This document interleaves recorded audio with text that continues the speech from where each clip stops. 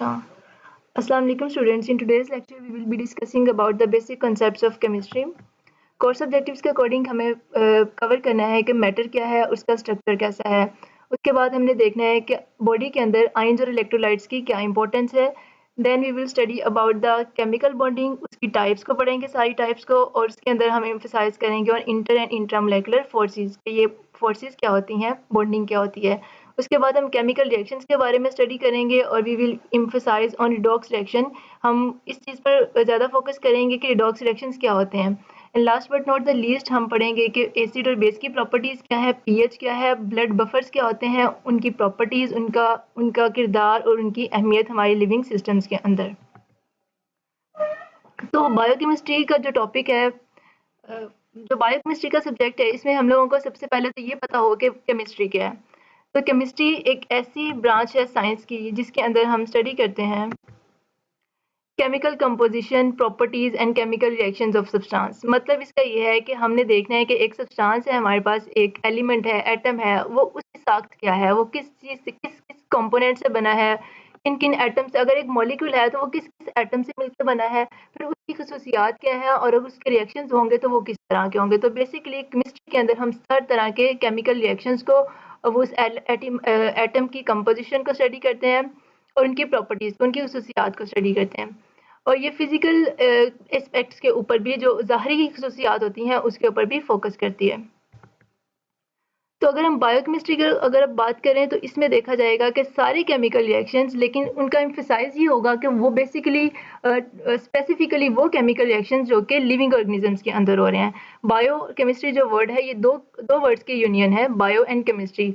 और ये दोनों ही अलग अलग चीज़ें हैं। बायो का मतलब होता है लाइफ, लिविंग ऑर्गेनिजम्स, और केमिस्ट्री का मतलब जो हम अभी पढ़ चुके हैं कि केमिकल कंपोजिशन, मतलब कि किसी भी मॉलिक्यूल की कंपोजिशन, उसकी जो साख्त है, उसके रिएक्शंस और उसकी प्रॉपर्टीज़। तो हम जितने भी रिएक्शंस हो रहे हैं लिविंग ऑर्गेनिजम्स के अंदर, उनको स्टडी करेंगे बायोकेमिस्ट्री के अंदर। तो क्वेश्चन यहाँ पर ये है कि नर्सिंग के अंदर बायोकेमिस्ट्री को पढ़ने का मकसद क्या है। तो नर्सिंग में बायोकेमिस्ट्री को पढ़ने का मकसद ये है कि बायोकेमिस्ट्री पढ़ने के बाद जब नर्सेज प्रैक्टिस करेंगी, मेडिसिन को एडमिनिस्टर करेंगी, पेशेंट्स को देंगी, तो उनको पता हो कि मैटर की स्टेट्स क्या हैं।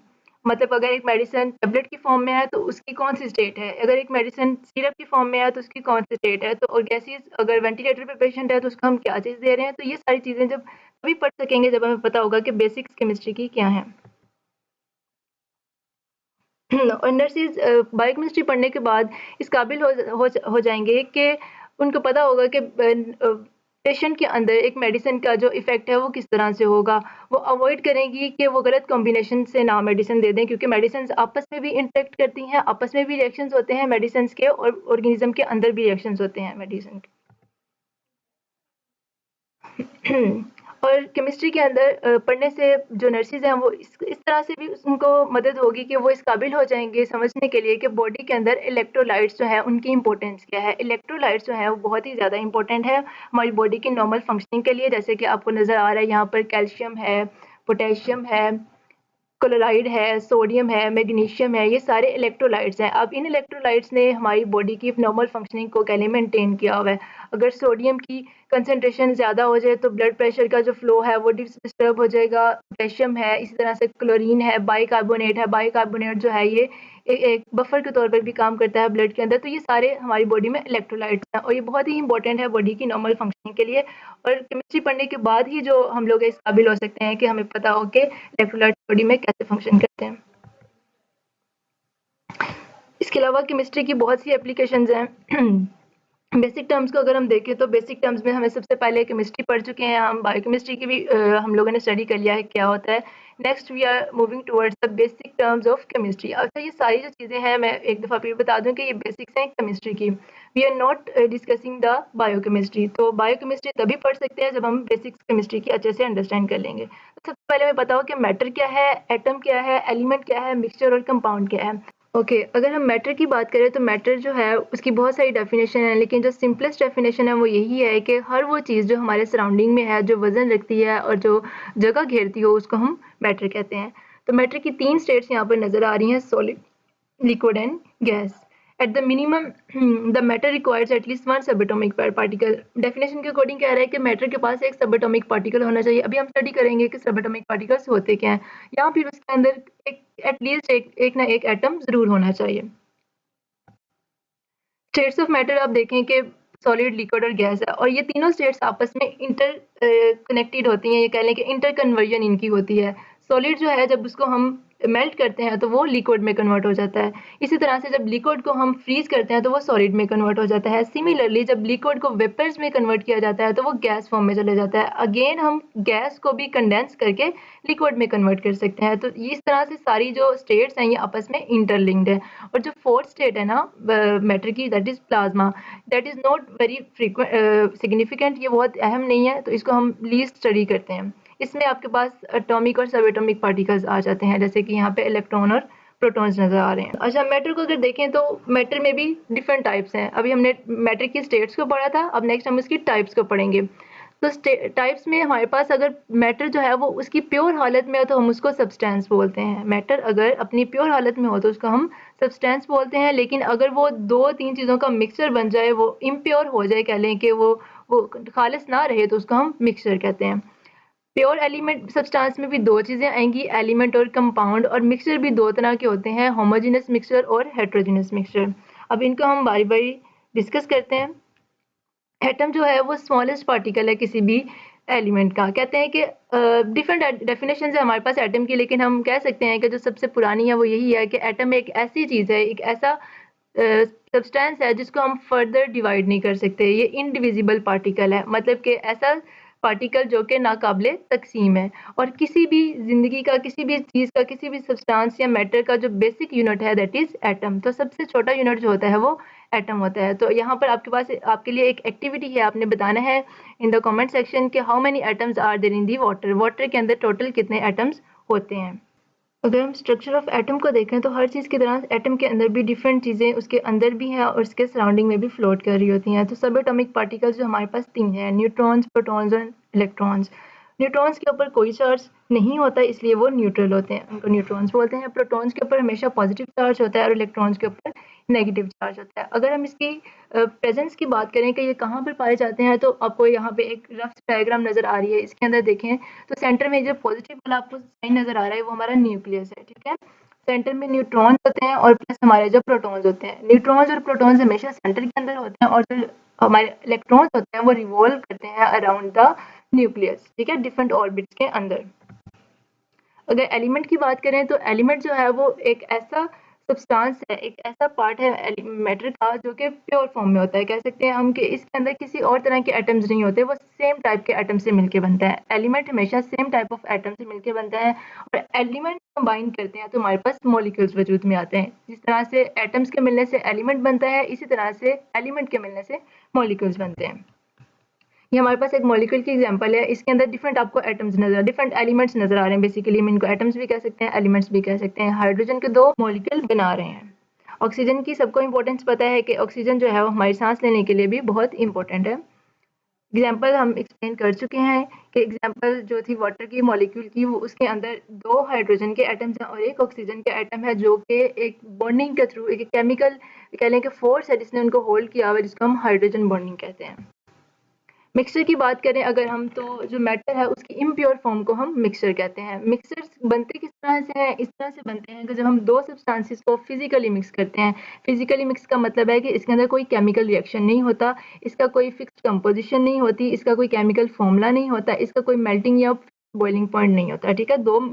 दो सब्सटेंसेस को हमने सिर्फ फिजिकली कह लें कि जिस्मानी तौर पर मिक्स कर दिया। अगर मैं कहूँ कि मैं पानी के अंदर एक चम्मच या एक गिलास दूध मिक्स कर रही हूँ, तो वो क्या बनेगा? वो कोई केमिकल, कोई नया केमिकल नहीं बनेगा, वो सिर्फ और सिर्फ एक मिक्सचर बन जाएगा।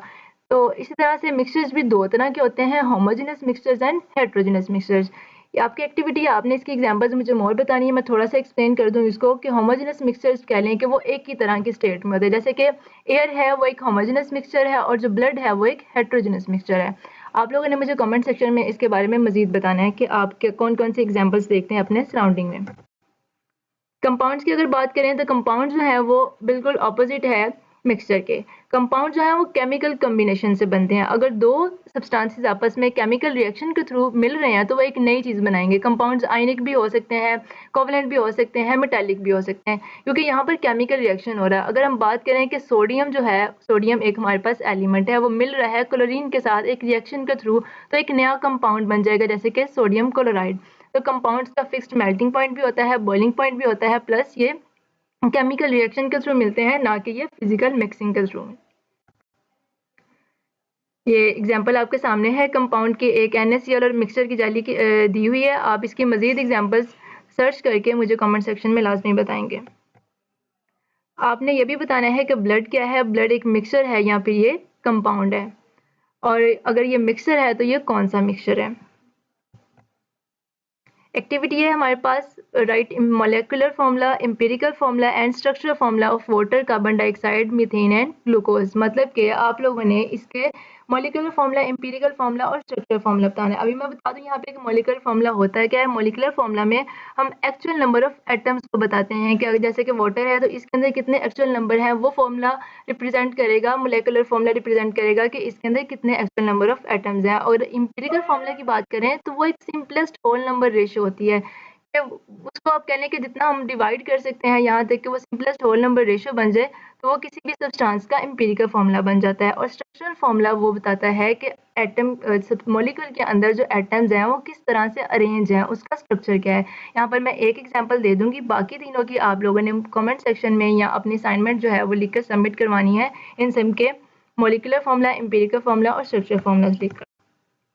यहाँ पर देखें आपके मॉलिक्यूलर फार्मूला है मीथेन का CH4। यहाँ पे नजर आ रहा है कि मीथेन के अंदर 4 हाइड्रोजन एटम्स हैं और एक कार्बन एटम है। एम्पिरिकल फार्मूला भी इसका सेम है क्योंकि ये फर्दर जो सिंप्लीफाई नहीं हो सकता। और स्ट्रक्चरल फार्मूला में नजर आ रहा है कि इस तरह से 4 हाइड्रोजन एटम जो हैं वो कार्बन के साथ कनेक्टेड हैं थ्रू अ कोवलेंट बॉन्ड।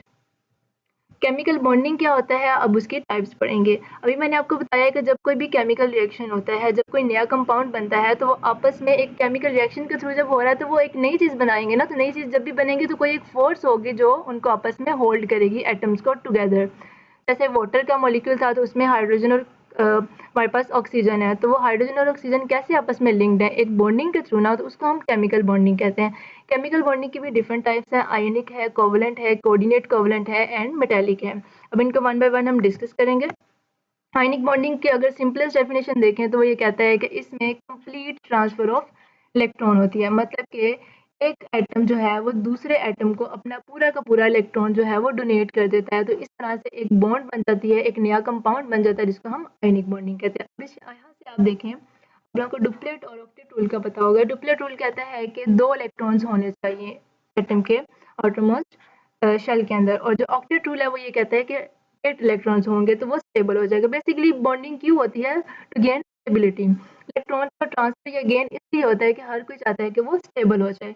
अगर किसी के पास 10-11 इलेक्ट्रॉन है तो वो एक दूसरे को देकर अपने 10 कर लेगा, और अगर उसके 17 थे तो उसको एक देकर उसके 18 हो जाएंगे। मतलब कि उसके आउटरमोस्ट शेल में 18 वाले के आउटरमोस्ट शेल में कितने रह गए, 8, और जो 10 वाला था उसके आउटरमोस्ट शेल में 2 होंगे। तो इस तरह से कंप्लीट ट्रांसफर ऑफ इलेक्ट्रॉन्स जहाँ पर भी हो रही हो वहाँ पर आयनिक बॉन्डिंग होती है। इसकी एग्जांपल है आपके पास सोडियम, सोडियम के पास होते हैं 11 इलेक्ट्रॉन्स, तो इसका एक इलेक्ट्रॉन जो आउटरमोस्ट शेल में है वो ये दे देगा क्लोरीन को, जिसके पास है 7। तो क्लोरीन के पास कितने हो गए यहाँ पर 8 इलेक्ट्रॉन्स। इस तरह से यहाँ पे हमारे पास एक कंप्लीट बॉन्ड जो है वो बन जाता है और एक नया कंपाउंड बनता है, उसको हम कहते हैं NaCl यानी कि सोडियम क्लोराइड। और ये हमारा टेबल सॉल्ट भी है जो घरों में नमक यूज करते हैं।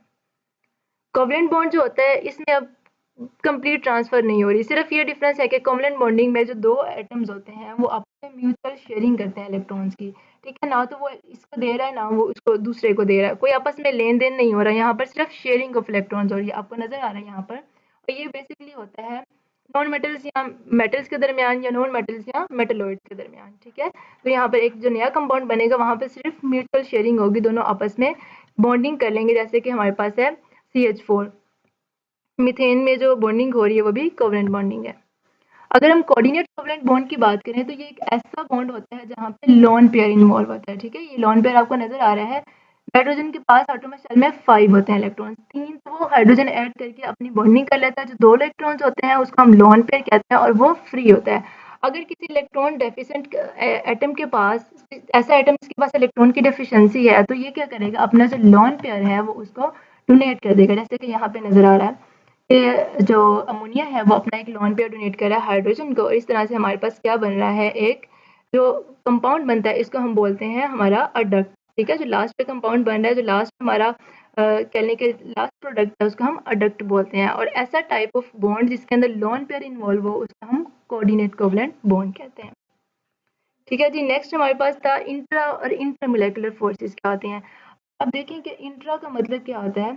इंट्रा का मतलब होता है विद इन अ मॉलिक्यूल। ठीक है, इंट्रा नजर आ रहा है आपको कि ये एक मॉलिक्यूल है HCl, इसके अंदर ही जो बॉन्डिंग इन दो, इस मॉलिक्यूल के अंदर जो एटम्स के दरमियान बॉन्डिंग है उसको हम इंट्रामोलेकुलर बॉन्डिंग कहते हैं, इंट्रामोलेकुलर अट्रैक्शन कहते हैं। और जो दो मॉलिक्यूल के दरमियान में बॉन्डिंग होती है उसको हम इंटरमोलेकुलर अट्रैक्शन या बॉन्डिंग कहते हैं। उसके बाद अगर हम केमिकल रिएक्शंस की बात करें तो there are different types of chemical reactions. ठीक है, केमिकल रिएक्शन क्या है, केमिकल रिएक्शन एक ऐसा प्रोसेस है जिसके अंदर दो चीज़ें मिलती हैं और एक नई चीज़ बनती है। ठीक है, या एक चीज़ टूटती है तो दो नई चीज़ें बनती हैं। तो केमिकल रिएक्शन जो है वो डिफरेंट तरह के होते हैं। वन बाय वन हम इनको डिस्कस करेंगे। Basic concepts of chemical reactions अगर देखें तो हमें पता हो कि केमिकल रिएक्शन में क्या क्या चीज़ें इन्वॉल्व होती हैं। ठीक है, केमिकल रिएक्शन में जो चीज़ें मिलती हैं ना, स्टार्टिंग में हमारे पास मटेरियल प्रेजेंट होता है। जो चीज़ें स्टार्टिंग में मिल के आखिर में जो नई चीज़ बना रही है वो क्या होती है, और जो स्टार्टिंग वाली चीज़ है वो क्या होती है। अच्छा, जो चीज़ मिलती है वो हमेशा रिएक्टेंट होती है और जो लास्ट में हमारे पास बनते हैं वो हमेशा प्रोडक्ट होते हैं। डिफरेंट टाइप्स ऑफ रिएक्शंस उन्होंने एग्जाम्पल्स दी हैं, जैसे कि रस्टिंग ऑफ आयरन, जंग लगना, फिर पोट्री और फर्मेंटेशन ऑफ वाइन। अच्छा, जब केमिकल रिएक्शन होता है डिफरेंट तरह के चेंजेस होते हैं। फॉर एग्जांपल कोई रिएक्शन हो रहा है, अगर आपने वो जब देखा है कि घरों में जब हम वाइट वॉश वगैरह करते हैं तो वो जिस बेकर में वो लाइम होता है बेसिकली, तो जब उसको रिएक्शन किया जा रहा होता है जो आपका कंटेनर होता है वो गर्म हो जाता है। क्यों गर्म हो जाता है, क्योंकि वहाँ पे केमिकल रिएक्शन के नतीजे में एनर्जी रिलीज हो रही होती है, वहाँ पे हीट रिलीज हो रही होती है। समटाइम्स ऐसा होता है कि केमिकल रिएक्शन के नतीजे में किसी चीज़ का कलर चेंज हो सकता है, प्रेसिपिटेशन हो सकती है, बुखारात बन सकते हैं और डिफरेंट टेम्परेचर में और कंसंट्रेशन में चेंजेस आ सकते हैं। एवरीडे लाइफ में आपको नजर आ रहे हैं कंबशन भी एक केमिकल रिएक्शन है। रस्टिंग ऑफ आयरन, जैसे कि जंग लगा हुआ है यहाँ पे, ताले को डाइजेशन हो रही है। फोटोसिंथेसिस जो कि पौधों में अमल होता है। फिर बैटरीज के अंदर जो केमिकल होता है, फर्मेंटेशन जो ये शराब के बनने का अमल है। हाथ, हम जब हाथ धोते हैं तो बेसिकली वो जब हाथों से जो मैल और जो गंदगी जो जर्म्स वगैरह निकलते हैं वो भी तो केमिकल रिएक्शन के थ्रू ही निकलते हैं। और जो बेकिंग, जब हम बेकिंग करते हैं, बेकिंग में जो अब आपका जो डो है जब वो राइज करता है तो बेसिकली वहाँ पर भी एक केमिकल रिएक्शन ही हो रहा होता है। सिंथेसिस रिएक्शंस की डिफरेंट टाइप्स हैं, अब इनको वन बाय वन डिस्कस करेंगे। सिंथेसिस रिएक्शन, ठीक है, अब नाम से इंडिकेट कर रहा है कि ऐसा रिएक्शन जिसमें दो चीज़ें मिलकर एक नई चीज़ बना रही हों, उस रिएक्शन को हम कहते हैं सिंथेसिस रिएक्शन। जैसे कि वाटर मिल रहा है, इसके साथ SO3 के साथ हमारे पास क्या बन रहा है, H2SO4 यानी कि सल्फ्यूरिक एसिड। तो कोई भी ऐसा रिएक्शन जिसमें दो चीज़ें मिलकर एक, ये रिएक्टेंट्स होते हैं और ये हमारे प्रोडक्ट्स होता है। दो चीज़ें मिलती हैं वो रिएक्टेंट है और जो लास्ट में बनता है वो प्रोडक्ट है। तो जब दो चीज़ें मिलकर एक नई चीज़ बना रही हों तो वहाँ पर रिएक्शन को हम सिंथेसिस रिएक्शन बोलते हैं। ठीक है, next we have decomposition reaction. अब डिकम्पोजिशन रिएक्शन में ये होता है कि जब एक एक सब्सटेंस जो है वो आपका एक कंपाउंड टूट कर दो नए कंपाउंड में कन्वर्ट हो जाए, तो ऐसे रिएक्शन को हम बोलते हैं डिकम्पोजिशन रिएक्शन। जैसे कि नजर आ रहा है आपको कि ये बाइकार्बोनेट से कैल्शियम कार्बोनेट जो है वो कैल्शियम कार्बोनेट डिकम्पोज होकर कन्वर्ट हो रहा है कैल्शियम ऑक्साइड में और कार्बन डाइऑक्साइड में। तो इस तरह से जो रिएक्शन, जिस रिएक्शन में हमारा एक कंपाउंड टूट के दो नए कंपाउंड्स में कन्वर्ट हो जाए उसे हम डिकम्पोजिशन रिएक्शन कहते हैं। सिंगल रिप्लेसमेंट रिएक्शन, रिप्लेसमेंट का मतलब क्या होता है, किसी चीज़ का रिप्लेस हो जाना, डिस्प्लेस हो जाना, कह लें कि मूव हो जाना एक जगह से दूसरी जगह। जैसे कि एग्जांपल से हम इसको एक्सप्लेन करेंगे। जिंक के साथ कॉपर सल्फेट का हो रहा है रिएक्शन। यहाँ पर आप देखेंगे कि कॉपर जो है वो सॉरी जो कॉपर है वो यहाँ पे सल्फेट के साथ है, ठीक है, और जिंक अलग से है। नेक्स्ट देखेंगे यहाँ पे डिस्प्लेसमेंट हो जाएगी, कॉपर जो है वो डिस्प्लेस हो जाएगा और कॉपर की जगह पर यहाँ पे आके हमारे पास जिंक अटैच हो जाएगा। नजर आ रहा होगा आपको कि जिंक जो है वो अब कॉपर की जगह पे आ गया, मतलब कि एक जो यहाँ पे एटम था वो क्या हो गया है, डिस्प्लेस हो गया। तो जहाँ पर भी एक जगह पे डिस्प्लेसमेंट हो रही हो एटम की, उस रिएक्शन को हम सिंगल डिस्प्लेसमेंट या सिंगल रिप्लेसमेंट रिएक्शन बोलते हैं। डबल रिप्लेसमेंट रिएक्शन में ऐसा होता है कि दोनों जगह पे चेंजेस आ जाते हैं। अब आप देख सकते हैं यहाँ पे कि हमारे पास NaCl है और सिल्वर नाइट्रेट है, ठीक है। सिल्वर नाइट्रेट और NaCl में अगर चेंजेस देखेंगे तो सोडियम के साथ आके अटैच हो गया है NO3 और जो Ag है उसके साथ मतलब कि जो हमारा सिल्वर है, सिल्वर के साथ क्लोरीन ऐड हो गया है, मतलब कि यहाँ पे दोनों जगह पे रिप्लेसमेंट हो रही है। तो ऐसा रिएक्शन जहाँ पे दो जगह पे रिप्लेसमेंट हो रही हो, ऐसे रिएक्शन को हम डबल रिप्लेसमेंट रिएक्शन या डबल डिस्प्लेसमेंट रिएक्शन बोलते हैं। कम्बशन रिएक्शन में ऐसा होता है कि यहाँ पे ऑक्सीजन की प्रेजेंस में कह लें कि बर्निंग का प्रोसेस होता है। Rapid oxidation is called burning. Carbon जो है वो ऑक्सीजन की प्रेजेंस में जब बर्न होता है तो कार्बन डाइऑक्साइड रिलीज होती है, साथ में हमारे पास एनर्जी रिलीज होती है। अगले एग्जांपल में मैग्नीशियम का ऑक्सीजन के साथ रिएक्शन हो रहा है और मैग्नीशियम ऑक्साइड और प्लस हमारे पास एनर्जी रिलीज हो रही है। केमिकल इक्वेशन क्या है? केमिकल इक्वेशन कह लें कि एक रिप्रेजेंटेशन है कि हमारा केमिकल रिएक्शन कैसे हो रहा है और उसके अंदर कौन से रिएक्टेंट और कौन से प्रोडक्ट्स हैं। जहाँ पे एग्जांपल में देखें कि हाइड्रोजन जब ऑक्सीजन के साथ मिलती है तो हमारे पास वाटर बनता है। ठीक है, ये केमिकल इक्वेशन है। केमिकल इक्वेशन हमें ये बता रही है कि इसके अंदर जो है हाइड्रोजन के एटम्स हैं और ऑक्सीजन एटम्स हैं, ये दोनों मिलकर हमारे पास एक वाटर का मॉलिक्यूल बना रहे हैं। तो एक केमिकल इक्वेशन जो है बेसिकली एक रिप्रेजेंटेशन होती है, ये जाहिर करता है कि रिएक्टेंट्स क्या हैं और प्रोडक्ट्स क्या हैं। अगर हम रिडॉक्स रिएक्शन की बात करें तो रिडॉक्स रिएक्शंस जो हैं वो बेसिकली ऐसे रिएक्शंस होते हैं जिनके अंदर ऑक्सीडेशन और रिडक्शन का प्रोसेस हो रहा होता है। अब ऑक्सीडेशन और रिडक्शन क्या होती है, हमें सबसे पहले इसको अंडरस्टैंड करना है। Oxidation basically loss of electron होता है कि अगर किसी भी एटम में से इलेक्ट्रॉन जो है वो खारिज हो रहा है तो वहाँ पर ऑक्सीडेशन हो रही है। प्लस अगर गेन ऑफ ऑक्सीजन हो रहा है मतलब कि ऑक्सीजन ऐड हो रही है तब भी वो ऑक्सीडेशन है, और अगर हाइड्रोजन रिमूव हो रही है तब भी वो ऑक्सीडेशन है। और अगर हम रिडक्शन की बात करें तो ये बिल्कुल उसका ऑपोजिट है। ऑक्सीडेशन में लॉस ऑफ इलेक्ट्रॉन हो रहा था तो रिडक्शन में गेन ऑफ इलेक्ट्रॉन होता है। प्लस यहाँ पर लॉस ऑफ ऑक्सीजन होता है और गेन ऑफ हाइड्रोजन होता है, मतलब कि ऑक्सीजन जो है वो निकलती है और हाइड्रोजन जो है वो ऐड हो रही होती है। यहाँ पे देखें ऑक्सीडेशन और रिडक्शन को हम दोबारा से समराइज करते हैं कि यहाँ पे देख सकते हैं आपका सोडियम जो है यहाँ से यहाँ इलेक्ट्रॉन का क्या हो रहा है, लॉस हो रहा है और इंक्रीज हो रहा है इसके ऑक्सीडेशन स्टेट में। तो अगर कहीं भी ऑक्सीडेशन स्टेट में इंक्रीज हो रहा हो, लॉस ऑफ इलेक्ट्रॉन हो रहा हो या फिर कहने कि एडिशन ऑफ ऑक्सीजन हो रहा है तो उसको हम बोलते हैं ऑक्सीडेशन रिएक्शन। सिमिलरली अगर कहीं पे गेन ऑफ इलेक्ट्रॉन हो रहा है, ये देखें यहाँ पे इलेक्ट्रॉन जो है वो ऐड हो रहा है, यहाँ पे इलेक्ट्रॉन रिमूव हो रहा था, गेन ऑफ इलेक्ट्रॉन हो रहा हो या ऑक्सीडेशन नंबर जो है वो डिक्रीज हो रहा हो या फिर रिमूवल हो रही हो ऑक्सीजन की, तो ऐसे रिएक्शन को हम रिडक्शन बोलते हैं। Next we have properties of acids and bases. हमने एसिड्स और बेसिस की प्रॉपर्टीज को डिस्कस करना है कि एसिड क्या होता है, उसकी क्या खसूसियात हैं, और बेसिस क्या होती हैं, उनकी क्या खसूसियात हैं। तो सबसे पहले तो टेस्ट हमारे पास एक होता है, इनको चेक करने के लिए वो लिटमस पेपर के ऊपर हम चेक करते हैं। अगर लिटमस पेपर के अंदर हम एसिड के अंदर लिटमस पेपर को अगर हम करें डिप तो जो एसिड्स होते हैं वो ब्लू लिटमस को रेड कर देते हैं। ठीक है, जो ब्लू लिटमस पेपर है अब एसिड क्या करेगा, उसको लाल कलर में तब्दील कर देगा और एसिड का टेस्ट जो होता है वो खट्टा होता है। ये क्या करते हैं, मेटल्स को जंग लगाने में हेल्पफुल होते हैं, या कह लें कि मेटल्स को जंग लगाने के अमल में ये काम करते हैं। Acids corrode metals. Positively charge hydrogen ions. अच्छा, जब एसिड को हम करते हैं ना एक्वा सॉल्यूशन के अंदर कह लें कि मिक्स करते हैं तो ये इसकी जब डिकम्पोजिशन होती है तो ये रिलीज करते हैं हमेशा H पॉजिटिव आयंस, जबकि बेसिस जो है वो OH नेगेटिव मतलब कि हाइड्रोक्सिल आयंस को रिलीज करते हैं। और इसका ऑपोजिट है सिमिलरली लिटमस टेस्ट जो होता है, जो बेसिस हैं वो लिटमस टेस्ट को इस तरह से शो कराते हैं कि वो रेड लिटमस को ब्लू कर देते हैं और इनका जो टेस्ट है वो बिटर होता है, कड़वा होता है। बेसिस को जब टच करें तो वो स्लिपरी होती हैं, जैसे कि हमें जो सोप्स वगैरह होते हैं, जो ड्रेन क्लीनर्स होते हैं, उन वो भी बेसिकली बेसिस ही होती हैं। पीएच स्केल की अगर हम बात करें तो जो पीएच स्केल है बेसिकली कह लें कि ये इंडिकेट करता है किसी भी चीज़ का पीएच क्या है। अब पीएच क्या है, सबसे पहले तो हमें ये पता हो, पीएच जो है वो हाइड्रोजन आयंस की H पॉजिटिव आयंस की जो नेगेटिव लोगारिथम होती है उसको हम बेसिकली पीएच बोलते हैं।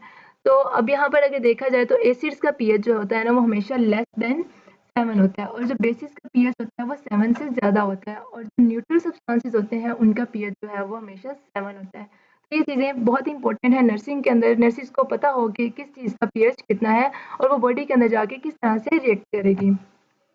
बफर्स का काम क्या है, बफर होते क्या हैं बेसिकली, चेंज पीएच जो है वो बहुत इंपॉर्टेंट चीज़ है, पीएच मेंटेन रखना बहुत इंपॉर्टेंट चीज़ है।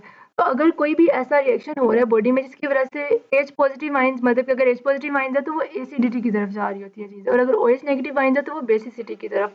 तो हमने इन आयंस को क्या करना होता है, हमेशा रेगुलेट रखना होता है। तो बफर यहाँ पे काम आते हैं इस पीएच को मेंटेन करने के लिए। अब हमने देखना है कि बफर्स होते क्या हैं। बफर एक ऐसा सब्सटेंस है जो कि पीएच में चेंज की मज़ाहमत करता है। बफर ये काम करता है कि जब भी कोई चेंज आने लगता है पीएच में, तो वो उसकी मज़ाहमत करके उसको कंट्रोल्ड रखता है, उसको मेंटेन रखता है। और हमारी बॉडी के अंदर जो सबसे इम्पोर्टेंट बफर है वो कार्बोनिक एसिड है, मतलब कि जो बाइकार्बोनेट्स हैं और हीमोग्लोबिन है, प्लाज्मा प्रोटीन्स और फॉस्फेट्स हैं, ये सारे के सारे ब्लड में बफर्स के तौर पे काम करते हैं। अब मैं बफर का एक्सप्लेन कर चुकी हूँ कि बफर वो ऐसा सब्सटेंस होता है पीएच के अंदर चेंज को या तब्दीली की मज़ाहमत करता है, ताकि हमारा जो बॉडी है जो हमारी वो नॉर्मल फंक्शनिंग करती रहे।